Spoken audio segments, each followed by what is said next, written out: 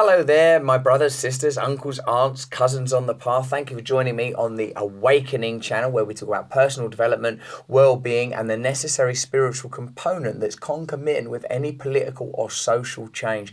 You know what I'm interested in, don't you? Recovery. The word recovery means we recover the person we were intended to be. And as a person that's approaching 20 years in recovery, if I get to December the 13th, 2022, I'm always interested in talking to other people in recovery.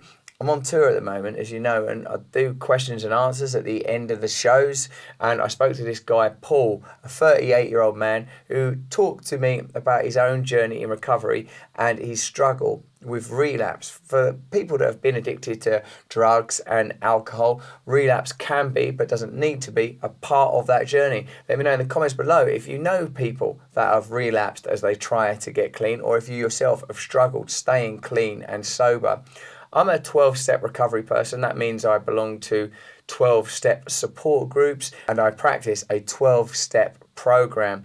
Paul's question is excellent because I feel like people feel a lot of shame around relapse, and also I think a lot of people still struggle to incorporate 12-step programs into their lives. For those of you that don't know, let me give you a simple précis of a 12-step program. The first step is you admit that you've got a problem and the problem has consequences. 2, you believe that it's possible to change your life. 3, you recognize that you will need a new plan, and likely a plan with a spiritual dimension. Steps 4 and 5 are about inventorying your past, your feelings, and getting honest with another person. Once you've done this inventory, step 4, you share it with another person. Step 6 is when we study our inventory and look at the flaws and faults and challenges as well as assets that we've discovered by undertaking this inventory. The 7th step is we become prepared to live life in a different way, that we become willing to allow, I want to call it new consciousness, whether you consider that to be individual and personal or non-local, to intervene with your life.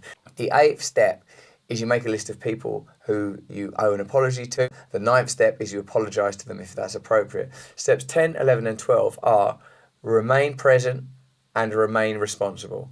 Step 11 is deepen your connection with God. Step 12 is live a new life, having become an awakened person. Why I love recovery is it starts with talking about drinking drugs and it ends with talking about the nature of the self and the possibility of becoming a new person. The chat I had with Paul was beautiful. We met in Bristol on tour. Have a look at this conversation between the two of us. I hope you'll enjoy it. Let me know in the comments below what you thought of it. Let me know about how your own recovery is going. And let me know how you think we can cultivate and develop the principles of recovery so that we can help more people that haven't got and don't need to develop chemical dependency issues. Because I think all of us are addicted to something because we live in a very addicting society. So I just cried during that meditation. When I meditate, I usually feel like a super deep sadness, and it translates to tears and like quite a cathartic thing, but there's a lot of sadness in me, and I've just started doing, I think I identify with a lot of the addiction things that you talk about in recovery, and I've just done step 1, like 10, 15 pages about all the stuff there. Step 1, for people that are not in recovery, even though I know most of you are, you junkie fuck-ups, is when you write down all of the things that help you to recognize that you are powerless over your addiction, like times when you've drunk till you've got out of control, or took drugs till you've got out of control, when you've tried to stop and you can't. But it could be equally applied to issues around behavior, like gambling or sex or food, or even obsessive relationships, or even anything that you feel attachment to. Addiction is an amplification of attachment, and we all have attachment, so that's why I think the 12-step model is a good technique, a folk ideology, I would call it, for freeing yourself from negative connection. You could argue that addiction is any behavior or any behavior habit that you want to stop because it's negative and you can't. I think you could apply it like that. So what my man's talking about there is step 1, where you list all them things. Go on. So when you meditate, you feel a sadness. What are you saying? I think what I wanted to ask, because I feel like I've started again so many times, and like I'm 38 now, and like the number of times that I've tried to, I feel like I'm constantly starting again. I don't know if you can relate to that at all, and if you have any insight for somebody that constantly feels like they're trying to start again. Yeah. When you get clean, you don't give up drugs and alcohol, you give up the person that's addicted to drugs and alcohol, which is yourself. The reason that this folk technology, which was inspired by the theologian William James and the psychoanalyst Carl Jung, as well as sort of Protestant Christian ideology, but with a mystical bent, is so deep, is because it's talking about the nature of self and self-obsession.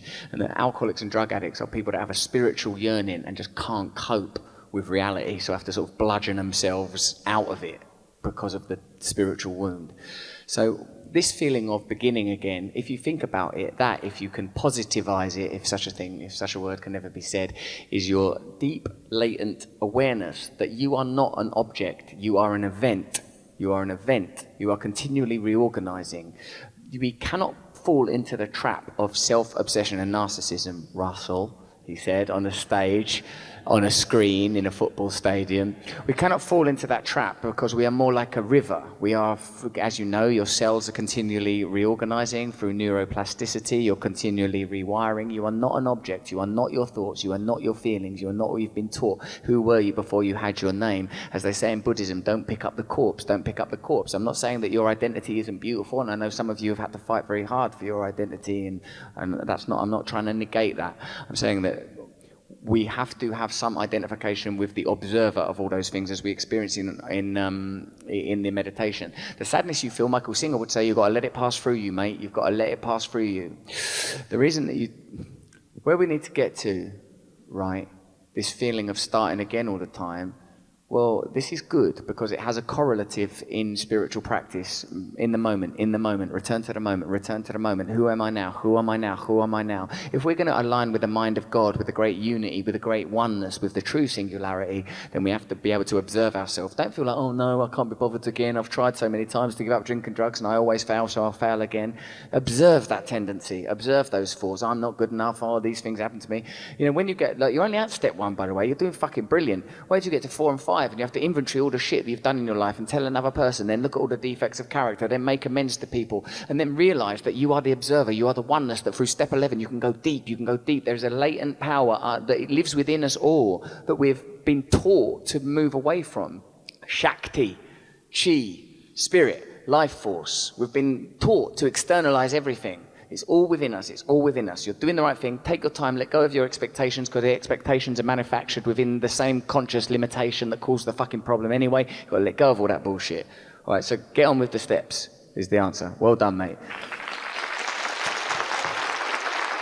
I hope you enjoyed watching that conversation, especially you, Paul. If you're watching, get in touch with us at hello@russellbrand.com. That's my mailing list. If you're not subscribed to my mailing list, you can subscribe. I'll tell you how to do that at the end of the video. Let me know in the comments below what you thought of this conversation, how your own recovery is going. Give us a thumbs up, and please make sure that you're subscribing to this channel. We're really trying to grow this channel because I believe there is no possibility of cultural, global, communal change without changing our individual consciousness. It's a self-perpetuating and self-fulfilling notion in many ways. We have to change ourselves to change reality.